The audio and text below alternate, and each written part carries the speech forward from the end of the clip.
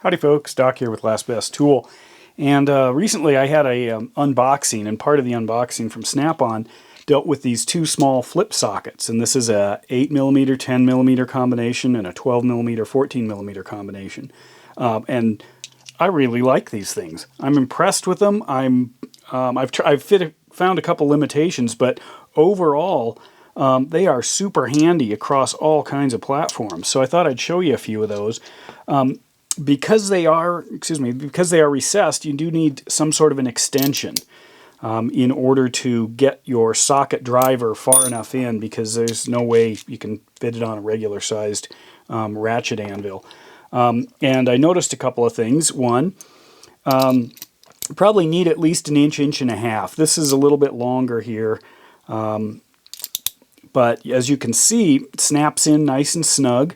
I did notice that if you are into the wobblies, the wobble is basically, it's almost non-existent in the 10.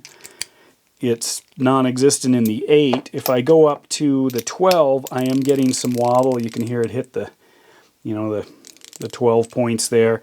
And then I get kind of the full wobble in the 14, if you were interested in that. But anyway, what I've discovered is just how handy they are. You can't use a spinner. A spinner isn't going to be long enough.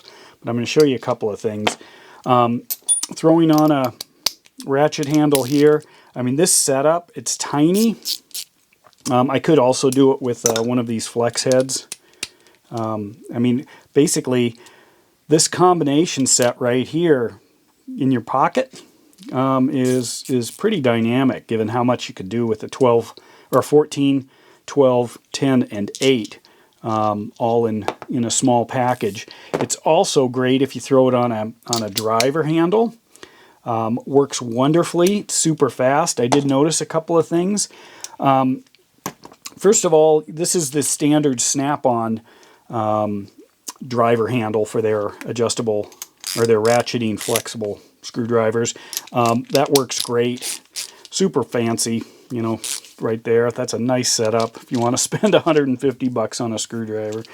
But if you use something like this, this is their flexible one. The flex head fits in the 10 and 12, but it does not fit, excuse me, the 12 and 14. It does not fit in the 10 or the 8. So I did notice if I flipped it over backwards that it does in fact fit. The problem is this doesn't fit into the drive handle. But just be aware of that. And I did also notice if you take a standard one, there it is, this is just the standard bit driver tip. Come in various sizes from Snap-on. A lot of companies make them. If I just throw in the standard hex to 1/4 inch right here, I can get this into the 10. Problem is this stays, so I have to punch it out with something else. And it actually goes in far enough into the 8. You can see there's a little tiny gap there, which means it is fully seated. So even though it's not inserted into it, I can use the 10 side by inserting it into the 8 side. So that works fine, and of course anything larger is great. So it's again, that's about the only problem, is this tends to stick in there if you want to pop that thing out. They are Snap-on branded, kind of industrial finish. Thin-walled. They only come in 12 point, and there are two other sizes. There's a 13-15 and a 17-19. The 13-15 is 1/4 inch drive. The 17-19 jumps to 3/8. I'm thinking about those, but I'll wonder. And then if you've got any other Snap-on stuff, you know, all of these, it just really ups the game with your bit driver set, or your extension kind of set. So overall, I'm super happy with them. I'm, again, building out some minimalist toolkits, and this is definitely part of it. And I've got a few other surprises I'll announce when they arrive to kind of explore this minimalist kit. But since I haven't seen these anywhere, thought maybe you'd like to know about them. And so far, super handy.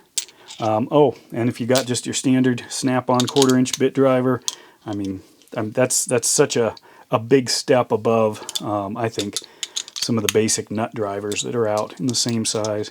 Anyway, I thought you might find it helpful, so with that, Doc out.